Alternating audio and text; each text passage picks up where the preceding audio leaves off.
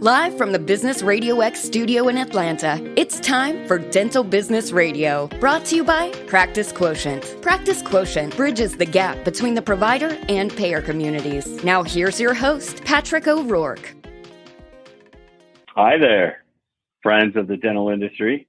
This is Patrick O Rourke, your host of Dental Business Radio, and we want to thank you for joining us today. If you do like the show, please remember to rate it what we deserve. And we want to thank our sponsor, Practice Quotient, as a national firm that specializes in PPO negotiations and analysis. And I am thrilled to welcome some folks from Texas. So we have Ted Smith and Phillip Allison. This is going to be the Ted and Phillip show. All right, featuring these gentlemen that are out of Dallas, Texas, but more specifically, Park Cities. They are with Park Cities Dental Group, and Park Cities is a bit of a special place, I'm told. Ted, would you like to elaborate? Tell me why Park Cities is such a special place. Sure. Park Cities is it's really Dallas, but it's a little bubble right in the middle of Dallas, right by SMU.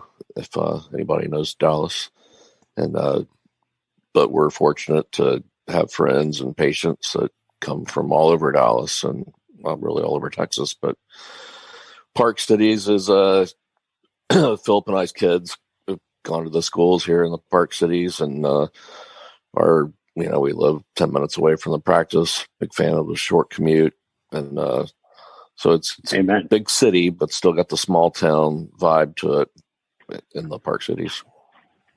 Gotcha. And Phillip, anything else to add about Park Cities? I would imagine there's pretty cool parks there, or am I just being flippant? A lot of parks. Yeah, it's pretty residential. It's small. I mean, I think there's two towns, and there may be total between the two 40,000 people, but it's right in the middle of the city. So, and we've got our own school district.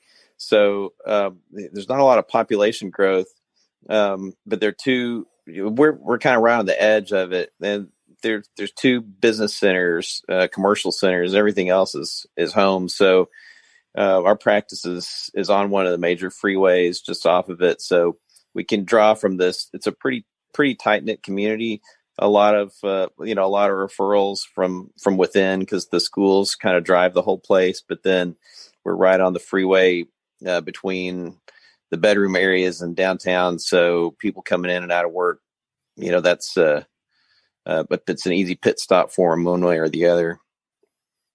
Gotcha. And you guys are involved too in like the civic community, or you must be popular because you've won some awards that's voted on by residents in that area on some of the local publications as top doc and favorite dentist, D magazine. How does that happen? Well, charm and good looks, Phillip. Sure. Well, it's, yeah. I think from my end, we're general dentistry, and so we really don't do specialist procedures. We've got a great group of specialty offices that we work with, and a lot of that voting is done by peers. So we kind of hand it over to the rest of the folks around that we work with. And I think, they have recognized us and us, them, because Dallas is pretty big. There's a lot of dentists up here. So, we try to keep a good relationship with the specialists. I think that helps, with their visibility. But there's got to be other general dentists too that are voting, and you guys are still winning. That says a lot. So this isn't not necessarily even a patient thing. This is like a peer reviewed awards in some respects, is what it sounds like. Yeah, the D magazine is strictly peer reviewed, and that makes it special. Obviously, when your peers or colleagues think highly of you. That's awesome. And like Phillip mentioned, we've just developed relationships and networks with our specialists that are great, and the patients, they love going to them and have confidence in them, and they've been around 21 years, so you just learn over the years and try to just treat people the way you'd want to be treated. Right. Do it the Texas way. So how did you guys end up becoming business partners? So we were classmates in dental school, class of 99. We went to Baylor College of Dentistry here in Dallas. And then Phillip was practicing up the highway a couple miles. And I had two older partners, and one retired in 2013 and the other one a couple years later, but in 2013. So we had this opportunity because we'd always been great friends and classmates and buddies ever since. And we were like, makes sense to partner up. I think Phillip can speak more about being solo, and I had the group practice and saw the dynamics that can happen there, the benefits of having more than one provider in a place. And so it made perfect sense. And 7 years later, it's been fun. It's fun to work with your buddies.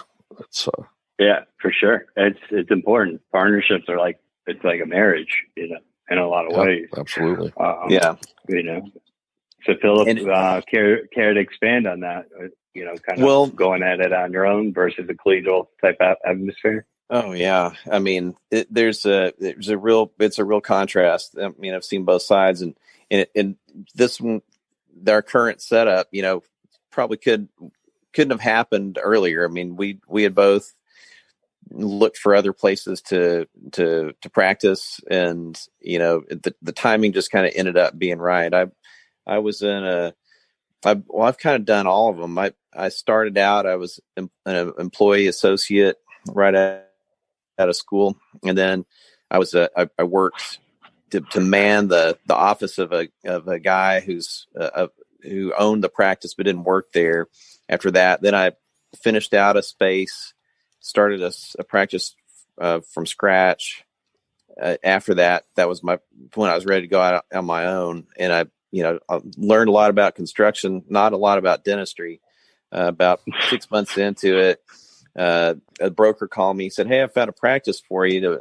Looking like, timing was not good because I had just finished installing stuff. The carpet was still fresh, and he said, "I got this practice, but it had patients in it."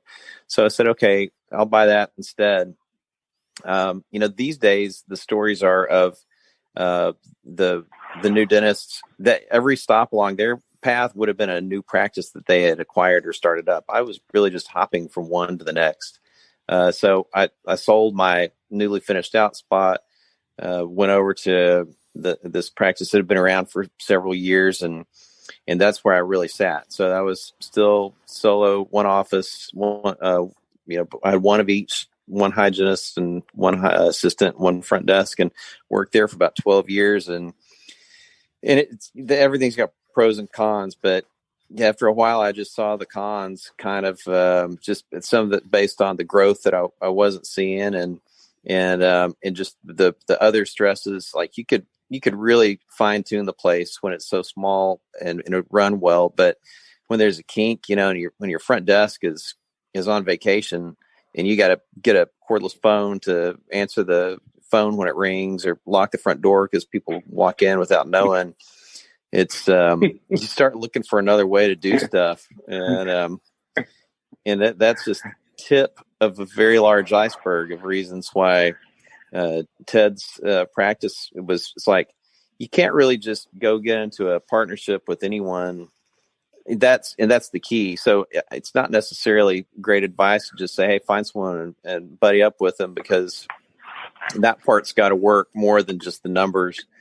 And so when this came up, it was kind of like 1 in a million, and it was kind of, practices sell under the cloak of darkness. The staff is kind of like, why is everything getting counted? And what are all these phone calls? And you can't really be open with it, and you can't tell your, patient base as much. And it's like, boom. And I just showed up one day, and it was just like the place just exploded. My chairs, all my charts, the cotton rolls is all filling the halls. They must have been dying when I showed up. So it settled out. It was a little bit of of a time, but it was the path that, that was the way it should be. I'm super happy that it happened.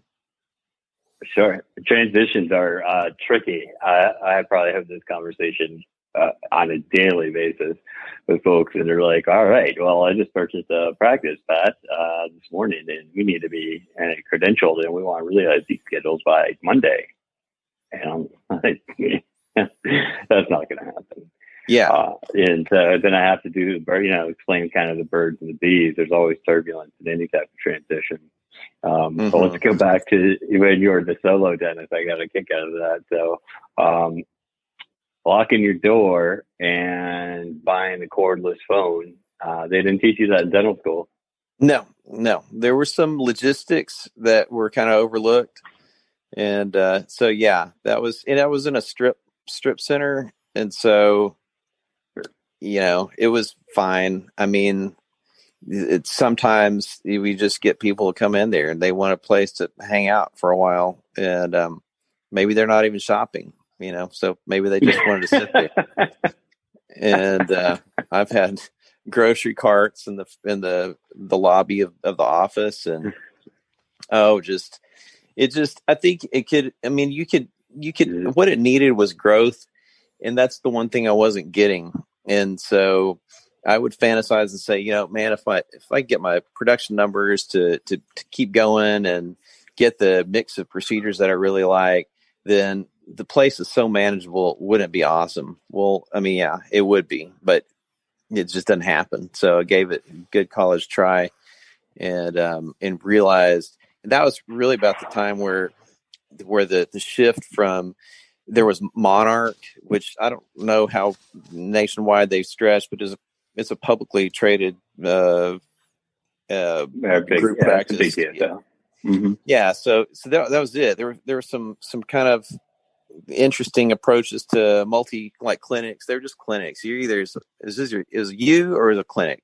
And so this was the beginning of people starting to pair up and partnerships and the idea of DSOs and all that, where maybe it's not so great to just be you and three other people. And so that was, sure.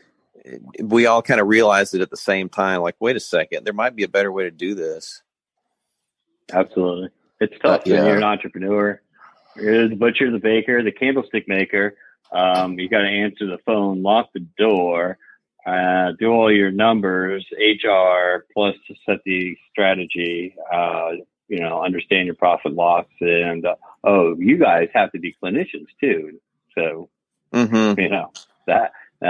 quite the balancing act. So carry the comment on that side. Oh yeah. I think it's just too much work for one person. So our practice, we've never had an office manager, and Phillip and I like doing the management on our own. And there's nothing wrong with having an office manager. I've heard stories of some people kind of losing control of the practice, or you always hear about somebody getting embezzled and stuff, so they don't have their thumb on every aspect of the business. And to be able to share those labors those duties is really nice. And just economy of scale. Mm-hmm. We have an associate. Phillip and I have young kids. I think you can hear my 3-year-old running around in the background. But we don't want to work Fridays. After 21 years, most people probably aren't going to work Fridays in general dentistry. All the oral surgeons that are listening are probably jealous right now. But right. We have an associate there on Fridays. They're not jealous on Wednesdays when they're playing golf. Yeah, true. We have 11 operatories, so we wanted the practice to be open on Fridays. So we've always had an associate, and those 11 ops are like gates at an airport. Doesn't make sense to just run a business 4 days a week and have those gates sitting empty on Fridays. Sure, absolutely. And so, how busy are you guys right now? Staff would kill us. How busy are you with 10 ops? We're busy right now. We have a very brisk pace. The day goes by fast, so we've just been blessed to always be very busy. So we'll just take one COVID mention, even in the COVID times, the interesting thing to me, I've heard the ADA, I've heard several folks that are like, oh, well, let's slow it down and, And, anecdotally, that's not happening with our clients. Now, our clients tend to be more established folks like yourself, right? Just by the very nature of our business. And so I talk to them and they're like, we're slammed. We're booking out, 6 months on hygiene, doc's booking out a month. And I'm like, that's too long, because there was some pent up demand. But it seems to me, I have a theory, but I'd like for you guys just real briefly on how are you addressing that? Phillip Allison. Well, I mean, at first there was the great unknown when we were shut down in Texas until May 1st, from middle of March to May 1st. And so there's a little bit of uncertainty as to what we're expecting. We really didn't think hygiene would come back at all. We were planning on it not just being there, and figured there'd be a lot of dental work to do because we got calls all the time about broken teeth that we weren't allowed to fix. But when we started up, it just took straight to the walls. Like, we were packed. And it was a change. The people that showed up at first, obviously they didn't care. They're just ready to get out of the house, even if it means going to the dental office. And then it all kind of evened out. So now we got people, now they are reluctantly coming up, even though they would rather be in their houses. And so, between those two groups of people, we haven't dropped off really at all. I mean, I think it's about the same, but like you said, it's an old practice, so we're drawing on a pretty deep patient base. So we're really fortunate to have had that.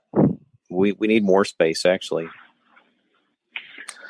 So, have you experienced an influx of new patients for any reason, like they feel more comfortable coming to your practice because I heard about it from a friend? Like, is your busyness coming from your existing patient base, or are you getting an influx of new ones? There's no right or wrong answer. I'm just curious. We're about 50-50. I think we're about 50% individual referral, and then about 50% people wanting to stay in network, and they'll obviously cross-reference with Google and whatnot. And so we're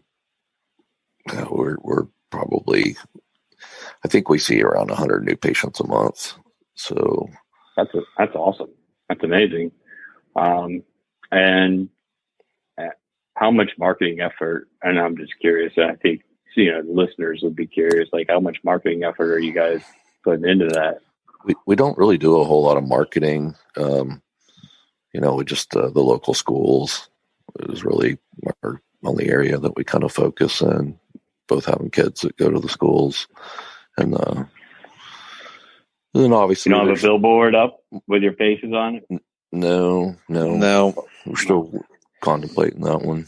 We can't get the headshot to be just right. So we've got a sign at the football stadium, and they just put our logo on a T-shirt sleeve of the local sports, that the kids are involved in. But that's it. I mean, that's it. We don't have. I think we have a Facebook page, but we didn't know it. So I guess people check in or something, and but none of the other stuff. But I mean, you could say that we take PPOs and we're published on the PPO rosters. So the people that do come in that aren't from friends, they see us on PPO fee schedule. I mean, on their their company plan, and we'll list that as why they came in. That coupled with the location. So I think you got to chalk up probably some of our PPO networks as their marketing cost. Sure, absolutely. I think that in a metropolitan area that's fairly managed care friendly like Dallas, PPOs are, they can be quite useful. They're just outsourced marketing costs. And so, we need to help manage that cost. I think that there's certainly good partnerships to be had there. It just needs to be equitable between the provider and the payer. There's no reason why award-winning top docs like yourselves should be taking 50 cents on the dollar. It just doesn't make sense if your overhead's 65. That's our philosophy, and Lord knows you guys have heard me probably preach this for a while. Mm-hmm. But just for that was for all of you out there in listener land, for what it's worth. But there's not really a one size fits all solution. I think you guys are in on a scale of 1 to 10 from your, network participation. I think you're probably a solid 8, if not a 9. You're not doing any DHMOs, you're not doing any EPS, you're not doing any Medicaid, and those are certainly, relevant in the Dallas market. And so you're on good carrier partners that are equitable and allow you to, provide the type of care that your patients expect and that they very likely deserve. Yeah, I would think. And another, like going back to the Park Cities, what makes it good. I mean, Dallas in general, the business climate in Dallas is fantastic, and for most industries, and that's, you see the cranes up everywhere, and the apartments and on the suburbs expanding, and every day there's a new company relocating. And so we get a lot of new patients from that, and they're usually big employers, and so they bring their insurance with them, and then they spread the word in their office, and we're on the drive between downtown and the houses. So I think that just really being in Dallas is not a slam dunk for a company to succeed, but it's a good place to do business. So, and a lot of people are we see patients all the time that they move in, used to be locals, and now it's from out of state all the time. And they're relocating here because the taxes, the climate, if they travel a lot, they're centrally located, stuff like that. So I think we take advantage of that as much as we can. Yeah, I would move to Dallas in a heartbeat. I love Atlanta, don't get me wrong, but Dallas, I love Texas in general, and but I'm originally from Florida, and so I can get back to the different coasts of Florida pretty easily. And Atlanta certainly has its advantages. I think Georgia and Texas are fairly similar, just as far as like kind of attitude of the population and open and friendliness. And I see you guys booming for sure. And do you think that the folks coming from high tax environments, California? I mean, we're getting them from Connecticut, Jersey, all coming down into Atlanta. Not so much California, but definitely. If I was in California and I didn't want to pay 12% anymore,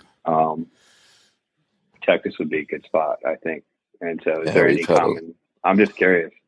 Yeah, we've had a lot of California companies relocate to the Metroplex. I think Toyota, Liberty Mutual, Schwab's building a humongous center out in South Lake right now, relocating a lot of their people. A lot of AT&T people moving in from Jersey and New York, Chicago, a lot of Illinois, California, New York, Jersey, Illinois. So people want to get away from the high taxes for sure. Yeah, and the snow, I would imagine. Shout out to everybody up north. You guys are under some snow right now. I understand. I take calls from all over the place all week long, and I'm like, oh, it's chilly. It's like 50, and they're like, it's 10. Right.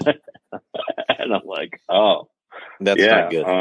10 not good. Like, and that's not as cold as it actually gets there either, is it? Like, this is just the beginning, and they're like, don't rub it in, Pat. Right. So now Ted, did both of you guys do Pankey, or Ted, did you just do Pankey? We actually did that together when a couple buddies of ours were brothers in dental school. One was in our class, and one was the class right underneath ours, and their dad was a dentist out in East Texas, and he had gone to Pinky back in the day. And so we, 4 of us went out there in the early 2000s. What was it? 2001 or 2002? Yeah, 2001. And then, so for our listeners that are not dentists and that are not familiar with Pinky, and I'm going to count myself as one of them, actually. I understand there's some prestige there, but can you guys, in your own words, kind of, and Phillip, will go with you first, and then Ted, articulate to the listeners what makes Pinky Pinky? Well, it's there when you leave dental school, you have a foundation, but you don't really. There are a lot of different directions that you can go, and probably right out of school is a good enough time to go over there. But the Pinky Institute is trying to gear you towards a little bit on the diagnostic side, trying to get a little deeper into the root cause of common problems. So it's a continuum of classes, and you do it over years, and they hook you up with a mentor, and it's pretty intensive. You're there for a week, and it's all day, but it's when we did it, found out there's a lot of stuff that was never touched on in dental school, and some of it is applicable broadly, and some of it, I think, as you get to the higher levels, kind of your practice would reflect your training, and it's a niche type of practice that you would develop in very complete dentistry and very good. I mean, I think there's an emphasis on quality, and we liked it. I think that we were able to take away some stuff. We didn't end up going through the whole thing, in terms of being career students there, but it was a good place to get started. I think we were at a good point in our careers when we're open and you want to really learn and find a direction. So it was good for them. Gotcha. So it's kind of like a higher caliber, I don't want to say continuing education, but instead of learning how to do a good filling or a good crown, it's kind of like, how can you take someone who has suffered from decades of grinding their teeth down, and they don't really have a functional bite? How do you fix that? Bigger problems, stuff that you would feel like you need to refer to a specialist. Maybe how do you treat that stuff? Mm-hmm. And that's a big deal, right? Because there's having a smile is important. It's important to your self-confidence. It's important to your self-image. I had our last show at Dental Business Radio, Jesse Jakubowski. He said to me and told me I had a beautiful smile, which I appreciate his fitting flattery. While he was telling me about how he could do implants in the same day, and he's like, "Aren't you coming down to Tampa?" I'm like, so I definitely get it. I do. I think it's killer, especially for anybody that's in the public eye. Are you seeing more or less of kind of grinding issues, TMJ issues, jaw? Yeah, especially with the COVID. It's people are breaking teeth right and left right now with stress. So when we got back in May 1, they were about the last 3 or 4 weeks of lockdown. We were each getting 4 or 5 calls a day of people just breaking teeth, and we have to tell them just got to hang in there. And so we were just slammed fixing a backlog of broken teeth in May. But then throughout the year, everybody's just so stressed. They're breaking teeth right and left, clenching and grinding. Mm-hmm. I've really seen an uptick in fractured teeth this year, and people are just saying, "I'm grinding, going to town. I'm super stressed out." So it's there's a lot of noise these days, for everybody, for sure. Yeah, it sounds cliche to say they're grinding more, but the numbers that of the procedure mix kind of really reflects. And we're doing 9 guards, all the time. It's really interesting to see that. Well, and a lot of, I'm surprised that the amount of cosmetic work has gone up dramatically. That and Invisalign, a lot more, like markedly different than say this time last year. And I don't know really what drives that, but people have been asking for that more. Some people have said they can do Invisalign because you got a mask on, and it's like who can see it anyway. So. But the goal is to not need a mask. I'm sure Invisalign would say you didn't need a mask to start with. Yeah, I've had a lot of patients say that they've been thinking about doing Invisalign, and now that they're wearing a mask, they just decided nobody can see, that you can't see them anyway. But I guess that last little hang up, they're like, I'm wearing a mask now, so I just decided to go ahead and get started. So and I don't think we're going to be wearing masks forever. Hopefully, I mean, right. We've got some positive news just this week. Not to get all into COVID, but I think it is a good time, for folks. I've been thinking about it myself, and I have had people, because I'm known as like the dental dork in my circle, where in my neighborhood or my family, they don't know exactly what I do, by the way. They're like, he does something with insurance and he knows a lot about dentistry. So, people are like, well, what do you think about this? And I'm like, I'm not a dentist. I don't know. And so they're like, well, is Invisalign good? And I'm like, yeah, it's pretty awesome. Assuming you're, a good candidate, you got to talk. I'm not a clinician again, but you get to put this in your mouth. And it's not like you're putting these braces on and you're tightening them, and you're having to go back. It's, it's not like that at all. Right. And so, is it worth exploring? Yeah, absolutely. Do you want to make an investment in another 80-inch TV, or do you want to have do you want to have a perfect smile for the rest of your life? Mm-hmm. Your call. So that's what I tell folks, and then send them, depending on where they're at. If somebody was in Dallas, I'd be like, well, you need to call Ted and Phillip. Hopefully they can fit you in because they're busy over there. But if they drop my name, I hope you guys will fit them in. Absolutely. We'll make room. Appreciate that. VIP. Give them a warm blanket or something. So what other things do you guys do to make your office special? What do you think stands out? Well, we have a good team. So counting Phillip and I, there's 19 of us. So we've got 6 hygienists, and we mentioned earlier we have an associate. So it's a big team. It's fast paced, so the day goes by fast, and everybody likes each other and gets along well with each other and compliments each other. Good culture, and then the schedule's good. So I'm a busy professional. I don't want to be waiting around.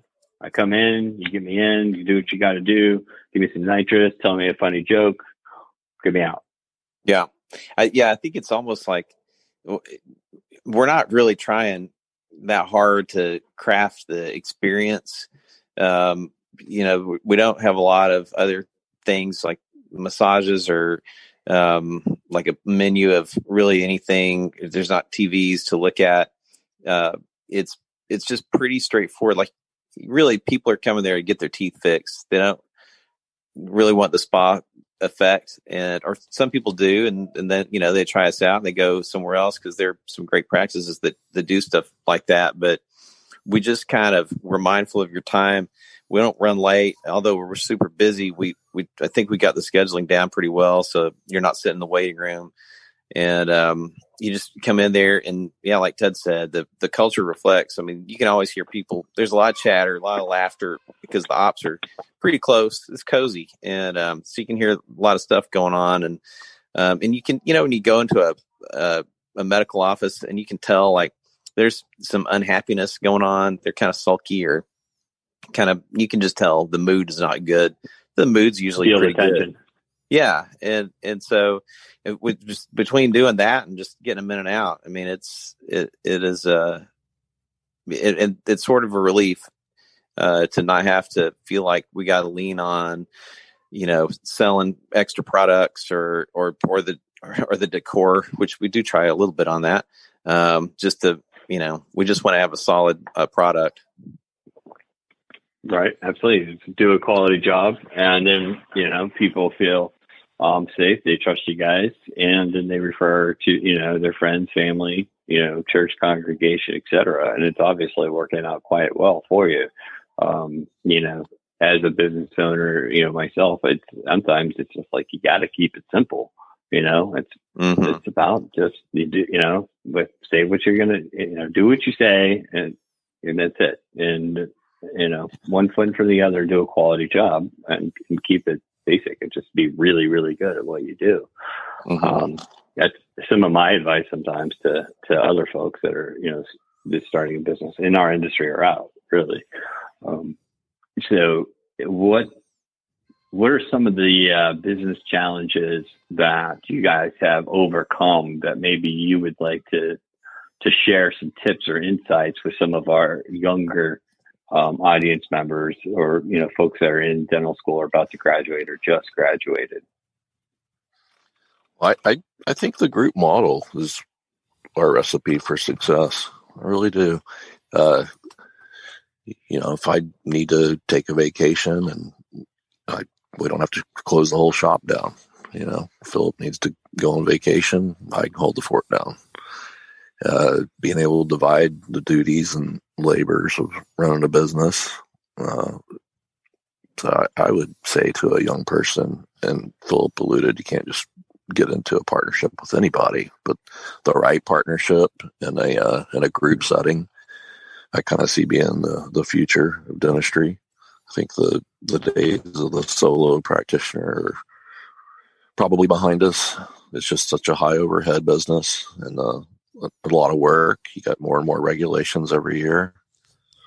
So if I would, instead of somebody just starting from scratch, I would try to recommend to them to maybe consider a group practice situation if it's the right setup for them. And when you go ahead, Ted. Well, I think the other thing that helps our practice is that so we're conservative, and people like that. We like conservative treatment ourselves when we see medical or dental professionals, and word of mouth, conservative works. That's what people want. Amen. So, Phillip, do you recommend trying out like 5 different models before they settle? Well, just call me and I can tell you which ones to skip, and I'll save you some time, because I think that the hardest part when you first start out is when you, let's say you got one of each, a front desk, hygienist, and assistant, and it when do you add someone else? Like, when do you say, okay, I'm gonna finish out another room and I'm gonna add an assistant, and that's gonna be X dollars for supply, for equipment, and then my payroll is going to go by this, or a hygienist. I've got this many patients, because when you add that next hygienist, that's a big jump in your payroll.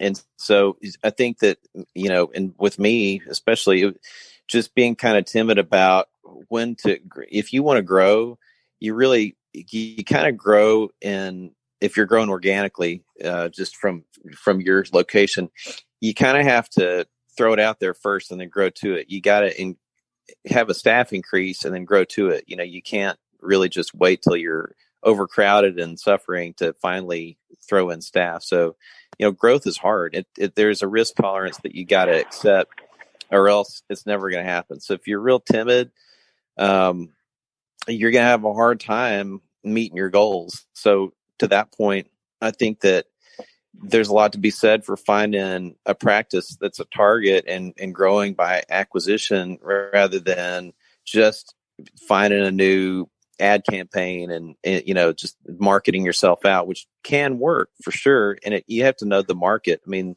the towns are so varied that the one thing's going to work better somewhere than somewhere else. But if you're able to find something and you buy it, then you've already crossed the staff threshold. You've got more hygienists, you got more space. You do have to manage the debt on it, but it's a whole different thing to manage multiple people as opposed to manage growth. And I think it's easier. So I would be looking at refine your clinical skills and find a good target and try to buy it. That's a really interesting point that you made, actually. The choice could be, what's easier for you? Is it easier to manage growth, or is it easier to manage people? Right. And you answered that question for yourself. But for the listeners, that may be something that you may want to ponder. That's not likely part of your curriculum that where at school. Well, all due respect, to all the schools, you do a great job teaching how to be a clinician. There's just not a whole lot of business aspects to it. And any business owner, myself and, my partner included, we're like, freaking frat. I mean, our personalities are totally different.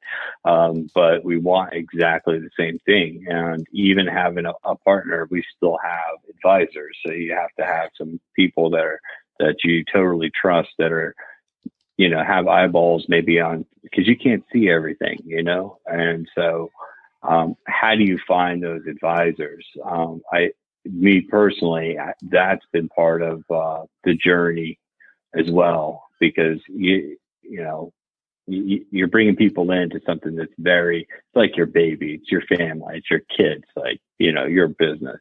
And so to find people that can add value, that you trust, complicitly, we have a small circle of our board of advisors, and I'd like to thank all of them that are listening.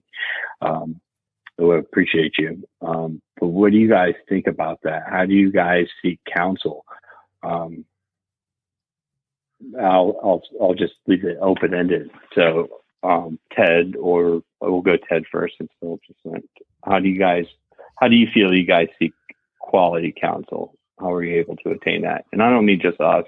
I mean, just in general. Well, to be honest with you, I'd say that y'all have probably been one of our best advisors. We, as Phillip alluded to earlier, we knew we had a problem. We just didn't really know exactly what the problem was, let alone how to fix it. And then, so y'all are when I refer people to y'all, it's probably the best advice I can give them. So, I mean, I really have their own appreciate accountants and their own attorneys, and there's no shortage of those guys. But Sure. y'all there's not a lot of people in your space, and y'all have gained our trust and done an amazing job for us. So I'm extremely happy to share a referral with a colleague, because I know it's just going to help their practice. That's awesome. And for the record, right, I did not pay you to say that. That is true. Although you can. You're definitely on my Christmas card list, for sure. Phillip, do you have any comments kind of on that? And again, kind of more geared to, folks that are like, they're listening to podcasts because they're trying to learn, and that's, and so if you're like, here's kind of what you need to think about, what would you say as far as those? Because, and let me preface, I didn't want to totally preface the question, but I personally feel like there's a lot of noise out there right now, and that for some reason Facebook is a source of information. Just because you read it on Facebook doesn't mean much. And there's also there's some folks out there that their advice, look, to be George and polite, I raise an eyebrow. And so, how do you work through that noise? Or how would you advise some folks to filter? Well, so it kind of goes back to what I was saying about when it's time to grow. There's a certain amount of risk tolerance. You have to have a team of professionals to help you out. Legal, CPA, and such. But they might not be the best for you, and there's really no way to know. So you vet them. You ask your friends, which is pretty much the only way you can tell with professional services, is get feedback from people that you know.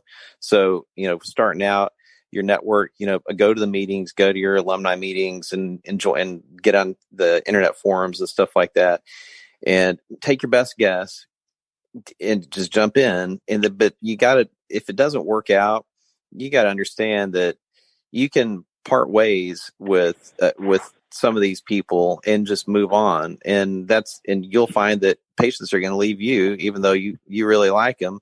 And you realize that it's not a forever relationship. So if you gotta be able to say, this is not, you're not taking me in the direction I need to go. Let's find someone else. And I've tried, and same with, there are a million consultants that can help you out. And some can really help you and can give you insight, and others can't. And if you do nothing, you should expect nothing in return. So the question is, are your decisions right or not?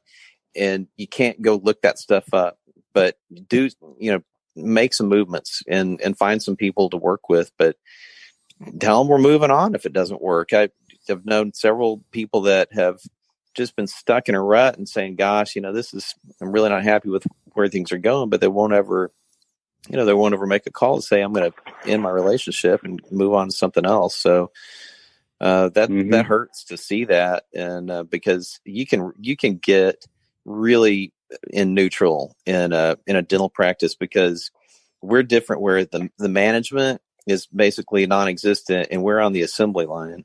And so you can get bogged down in the shade, how good your shades match on porcelain and the margins and the chemical stuff. And that's great and important. You got to have a good product, but you got to spend some quality time on the management side. And how are you going to grow? Because really the growth management questions and the things I've struggled with in the years past were completely different than now. Because Ted and I we're not looking to add 4 or 5 more offices or anything like that.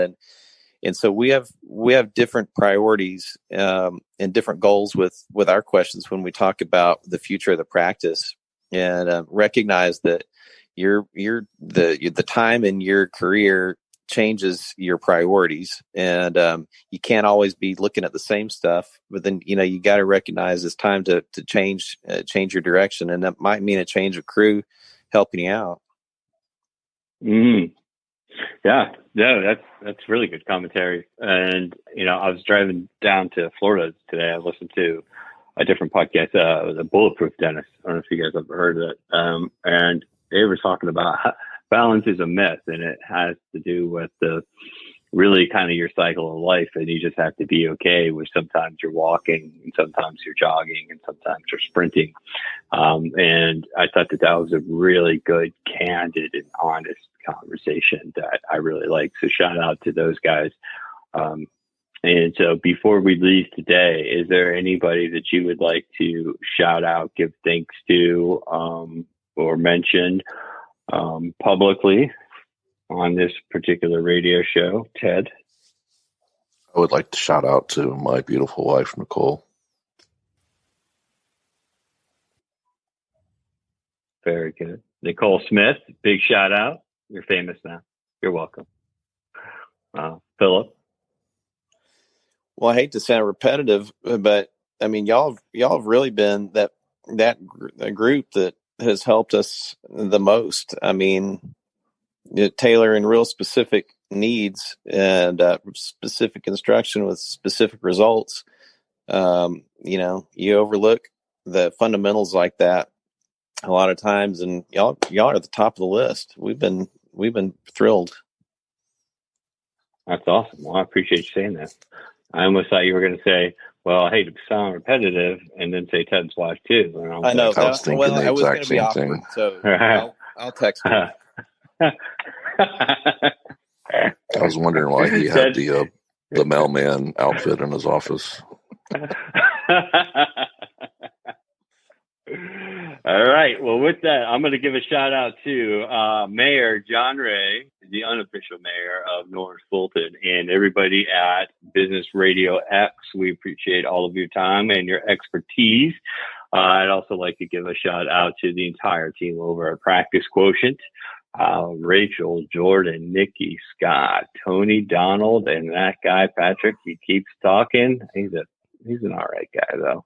But Practice Quotient, PPO analysis and negotiation. Thank you so much for sponsoring our show.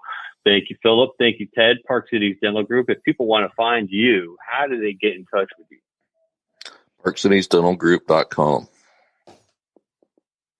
Very good. Excellent. All right. So with that, we're going to wrap up this show, and I hope everybody has a terrific weekend. Thank you so much, Phillip. Thank you so much, Ted. I appreciate you. Thank you.